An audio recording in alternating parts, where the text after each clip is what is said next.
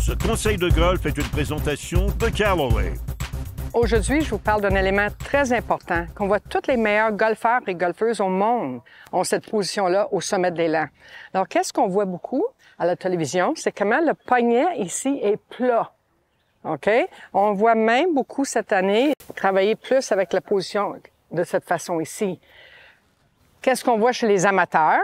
Puis je pourrais dire 90% des gens que je vois sur le terrain de golf, ils arrivent au sommet, puis ça écrase ici.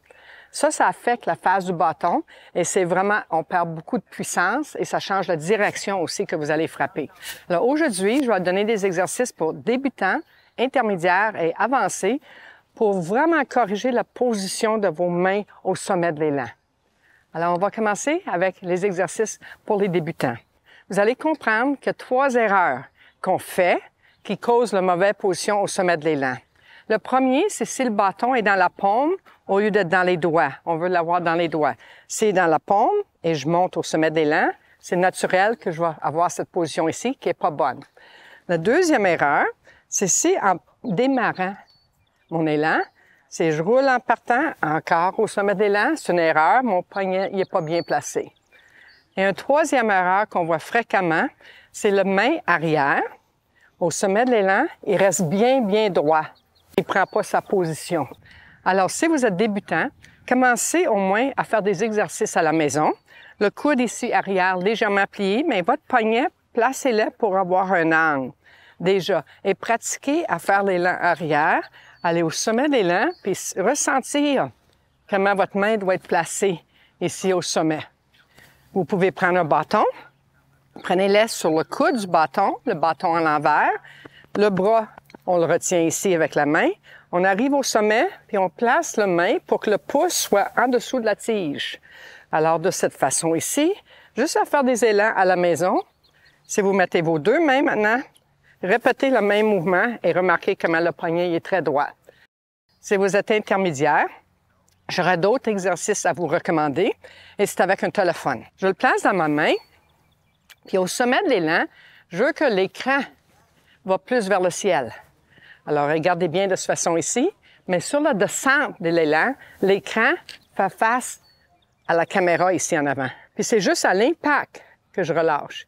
Qu'est-ce qu'on voit? On voit les gens relâcher tout de suite.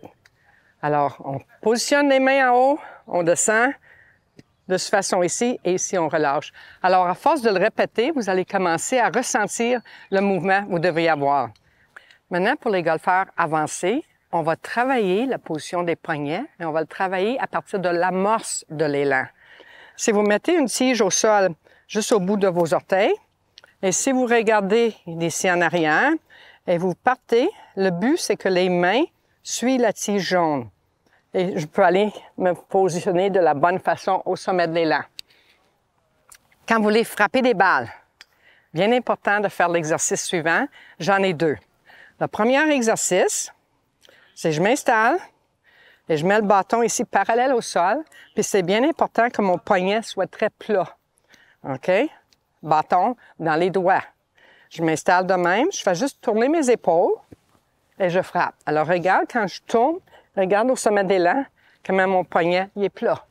Alors on en frappe une, comme ça, parallèle, je tourne et je frappe.